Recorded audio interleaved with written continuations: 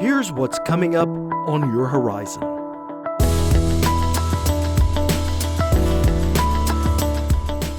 We begin 2016 with our annual Economic Outlook. The specter of a revenue failure during the current fiscal year is now considered a possibility. The supply is being very sluggish in responding to these low prices. The days where we can just reduce the income tax and expect the revenues to magically appear for some other reason is just past. As we look to the new year, can we expect sunnier skies than the dark economic clouds of 2015? You can see the way the markets are behaving and people are still angst-driven. We look at the various sectors of our economy, from energy and education to aerospace and agriculture. Bankers are going to have to look very carefully at the bottom line for net farm income. It may be a year that they have to carry some people.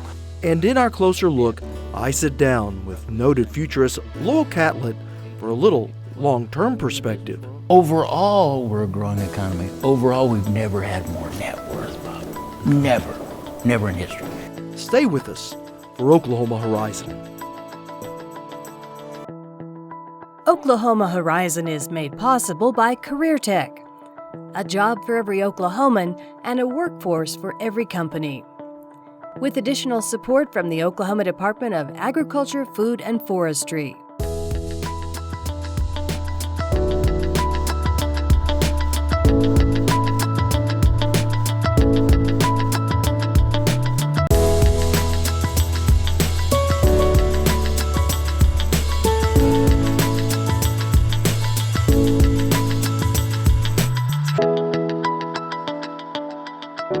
Hello everyone, thanks for joining us here on Horizon. I'm Rob McClendon.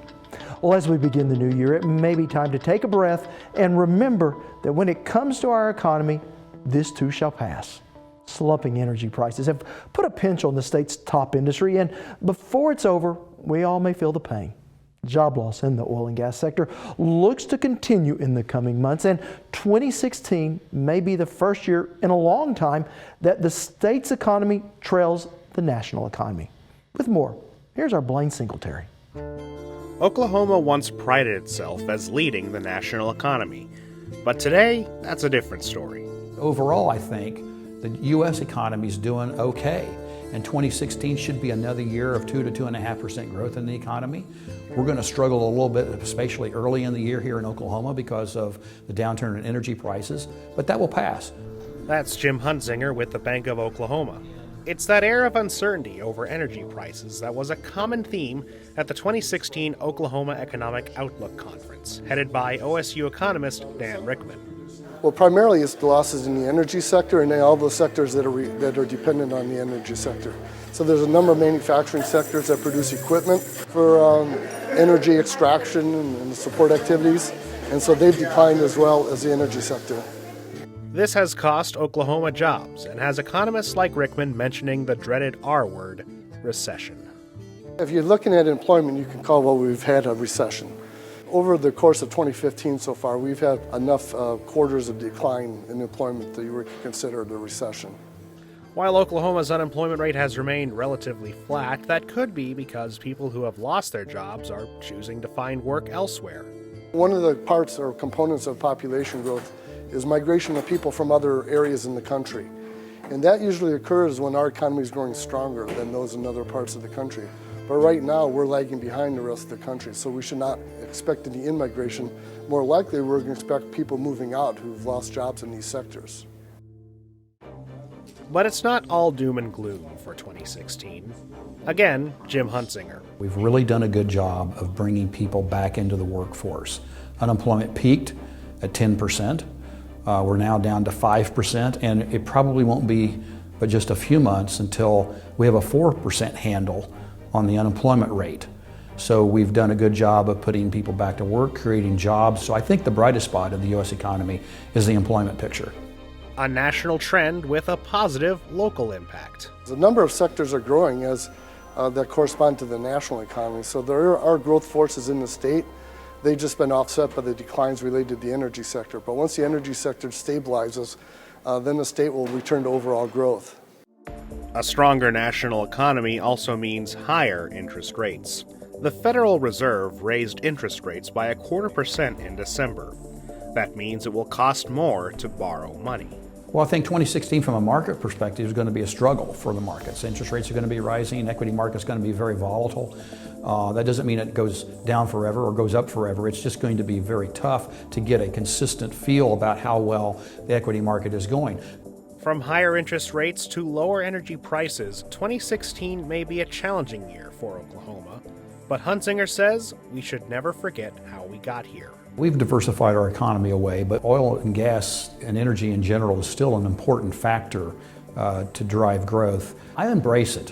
Why be ashamed of that? I mean, there is a little more volatility that comes along with having a major energy sector, but it is what it is. We're lucky to have it, I think, over a longer period of time.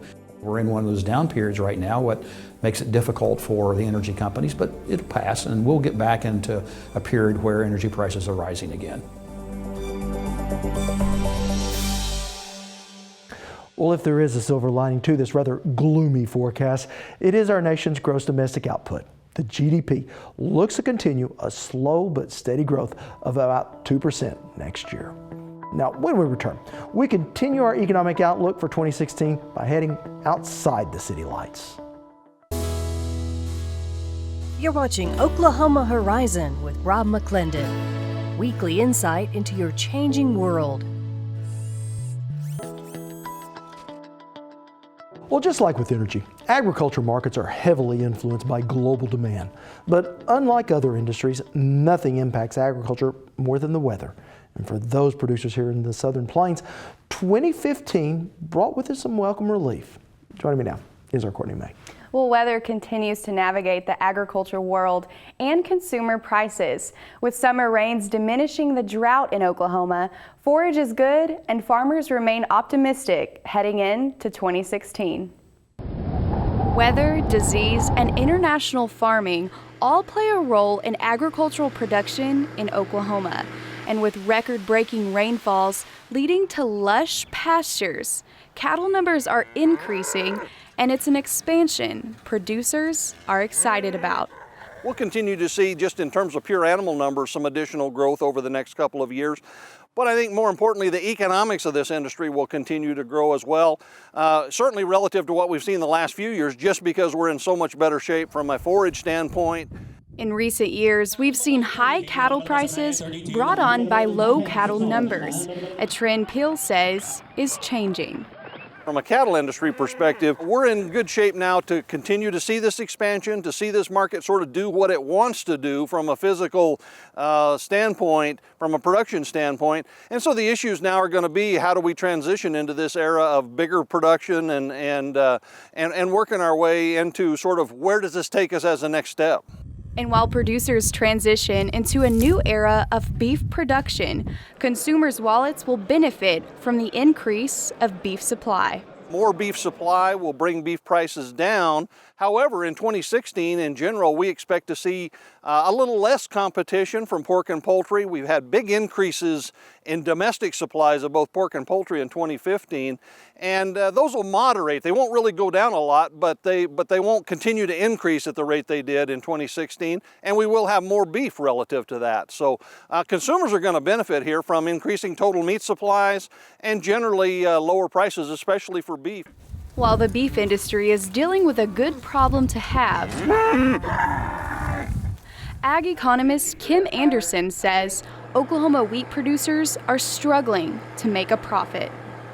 Well, the most efficient producers are probably covering their out-of-pocket cost. Maybe, just maybe, a few are covering total cost of production, but for the most part, Oklahoma wheat producers are not covering the total cost of production.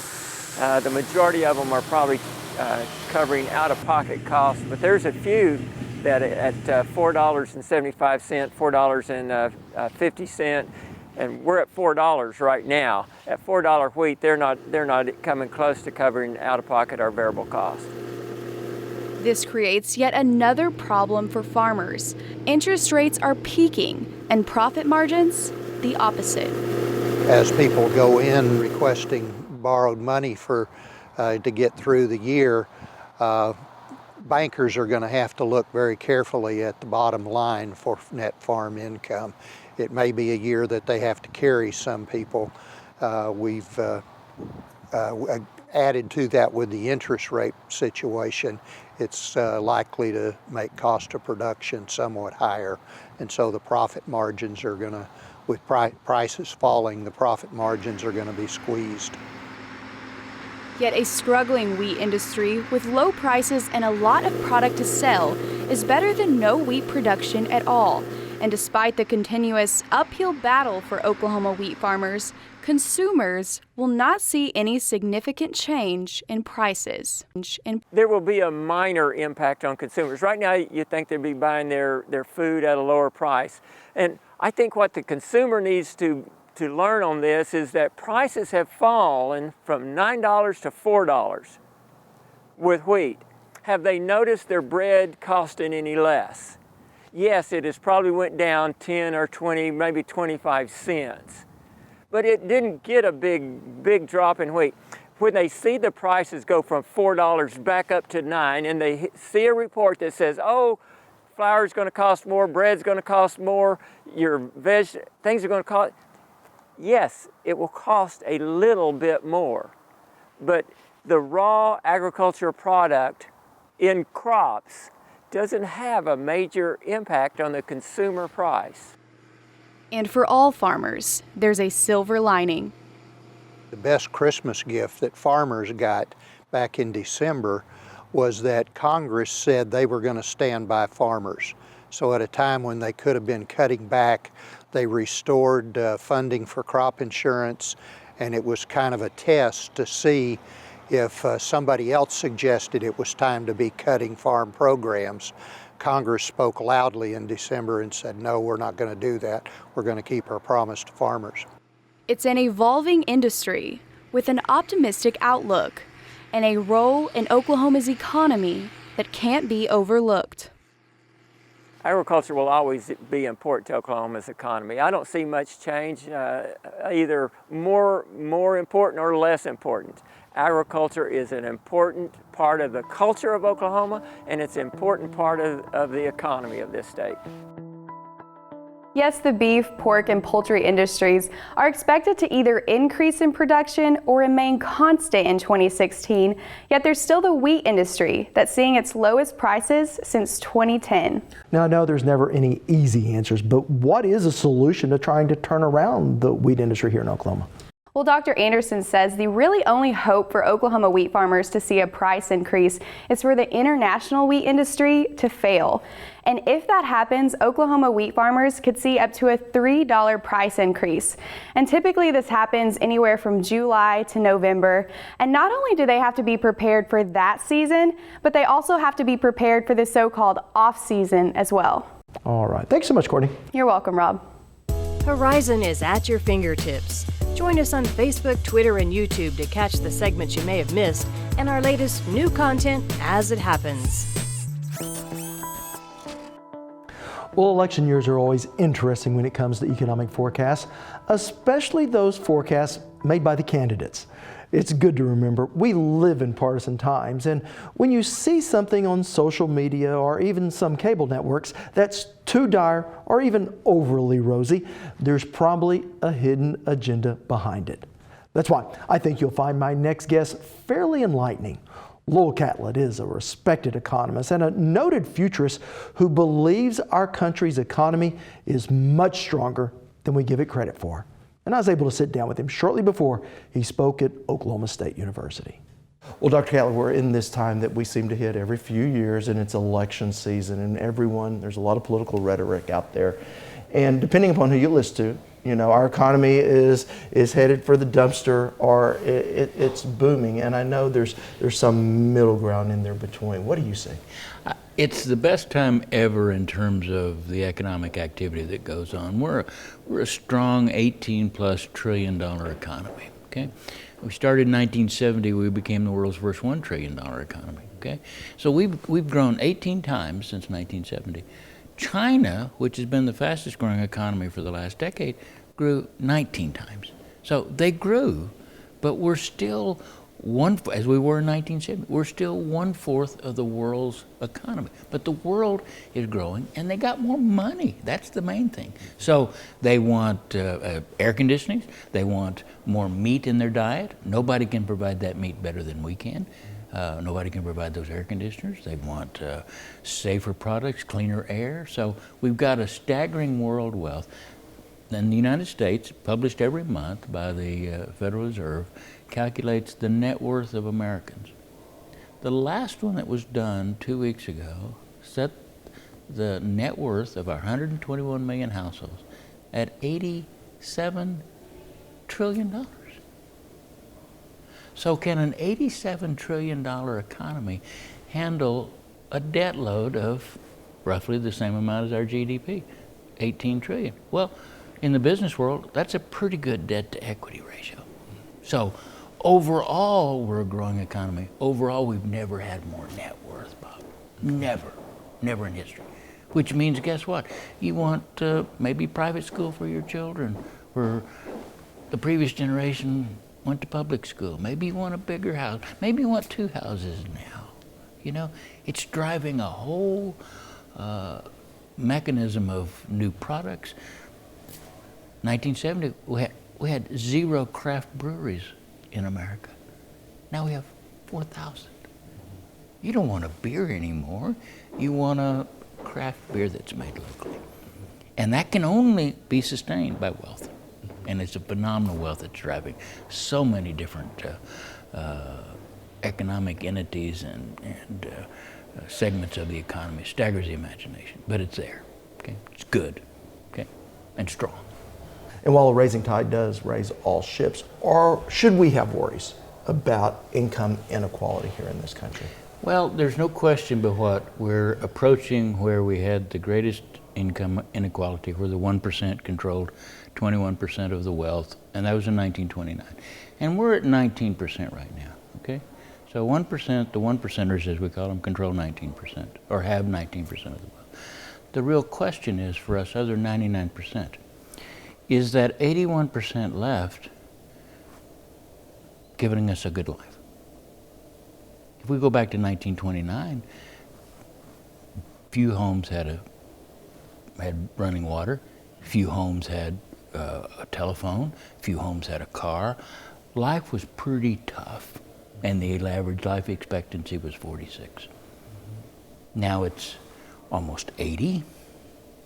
The average person that lives in poverty has more dishwashers, washing machines, color television sets, every appliance that makes your life better than the average American had 1 generation ago. So, yeah, there's inequality, but the real question is, what does the other 99% have? And they have the best life they've ever had in history. Let's talk a little bit about workforce. There's a concern here in the state, and I know around the nation, about a skills gap, that we have more jobs in certain areas that people are not qualified for. And I'm not talking about PhD level degrees. I'm talking about certain specific skills. Is that a concern as our economy matures and as the workforce matures? It's a concern of mine because I've been an educator my whole life, and I agree 100%. That it's one of those what we call structural changes that we're just trying to catch up on. The good thing is that we've got technologies now called augmented reality that were used for years by certain industries. For example, a pilot now is trained and gets lots of hours in a simulator because the simulators are so good. And then we let them go to the very expensive equipment. So now we've got, and the new science of education says that about 100 hours in a simulated environment gives you a skill set to operate and do things that would have required 1,000 hours before. So now you've got the ability to learn faster, the mistakes are less costly. So we've got a good model that basically says, yeah, we're short of plumbers right now, we really are. But there's a technology, instead of 5 years of an apprenticeship with a plumber, we got a technology that can get you rapidly up to speed to be a helper that may shorten that to 2 years, okay? So I'm very hopeful about it, but man, we're in a structural, and the big one, as we all know, is we've got, and have had for 20 years, almost 60% of the students now going to college are female. We've got a real underemployment of males because, and I think it's wonderful for females. They're now the majority in veterinary schools, majority in medical schools, majority in law school, majority in CPAs, 38% in engineering. They're growing. But at the same time, men are more interested in kind of hands-on. So they're less inclined to go in the traditional routes and more inclined to go into what we would call the trade associations. Well, with new augmented reality, we got a way to rapidly get them a skill set that we never had before, if we can get it done. So it sounds like the next big thing is not only technology, but how we relate to that technology. Totally, totally. It's always been the case. It's always been the case, okay?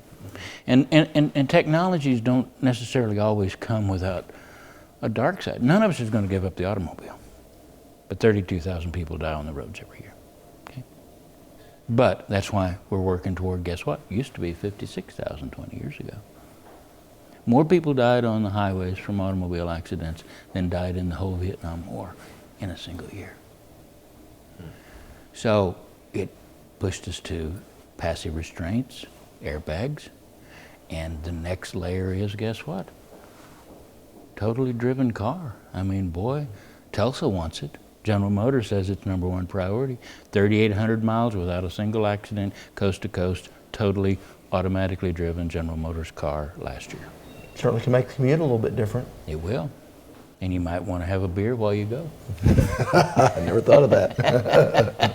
So it's one of those things that it has downside, but because that downside was so severe, guess what? We worked on other technologies to make it less severe. And you're seeing traffic deaths gradually decline because it was a technology that we're not going to give up, and we'll put up with it simply because it adds so much value in other ways. Yeah, and that really does bring me to one of our, if not our major economy here in the state, and that is energy. What could driverless cars, whether they're powered by electricity or nitrogen cell, I mean, what could that mean for the energy industry? Well, it means that the energy industry, to me, is to do all the things we talked about requires energy in phenomenal magnitudes, okay? And it has to be mobile and it has to be usable. And we're going to look at different ways of doing that. It may be that we'll move more toward electric vehicles, but you still have to charge those things. So we may charge them by very efficient solar cells, we may charge them by wind, we may charge them by stripping out petroleum into other component parts and using it to create little small fuel cells. I don't know. But energy, the demand for it is going to explode, already is. Okay? It's just going to be in multifacets. And as we learn more about each one, we'll do it. And we sometimes discard some. We've discarded a lot of coal plants to try to meet emission standards. But Sac Power in Saskatchewan has a coal-powered plant that basically meets the same stringent requirements we have in the U.S. that can only be met with natural gas. And they're doing it with coal.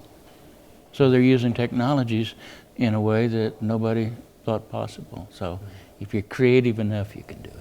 You know, we often refer to universities as institutions of higher learning, and just that institution word means that it doesn't change that often. Are we about to see a major revolution in education? We're already in the midst of it, because the generation that grew up with this basically says, I'm used to this size screen. I'm not. I want a big screen. But they're used to this screen. They're used to reading on it now. They're used to playing games on it. They're used to augmented reality. They're used to it. And they're used to being connected. So are they pushing us? You bet they are. So is the traditional classroom gone? No, because some of the things we learn have to be about humans. They have to be about body language, and some of those things, we have to be around humans. Now, in the coming weeks, we'll be bringing you more of my conversation with Dr. Catlett as we look at the future of both food and medicine. Next time on Oklahoma Horizon, we look at how the economy of the 9th largest town in Oklahoma continues to change. In Enid, we have a great blend of businesses and the municipality. From the wheat capital of Oklahoma to an oil and gas hub, the town of Enid has earned a reputation for its resilience. We have almost $2 billion worth of construction projects under construction today. Enid, Oklahoma, on Oklahoma Show for the Heartland, Oklahoma Horizon. Well, that is going to wrap us up for today, but you can see more of any of our stories on our website at okhorizon.com. You can follow us throughout the week on Twitter at OKHorizonTV, or just become a Horizon fan on Facebook. I'm Rob McClendon. Thanks for including us in your day. Hope to see you back here next week. Oklahoma Horizon is made possible by the Oklahoma Department of Career and Technology Education. Oklahoma's Career Tech provides nationally recognized technical education. Career Tech elevates the economy, helping Oklahomans get great jobs. Career Tech connects thousands of qualified graduates with thriving Oklahoma businesses. Career Tech also gives Oklahoma companies training and services that help them become more profitable. Oklahoma's Career Tech, a job for every Oklahoman and a workforce for every company. And the Oklahoma Department of Agriculture, Food, and Forestry.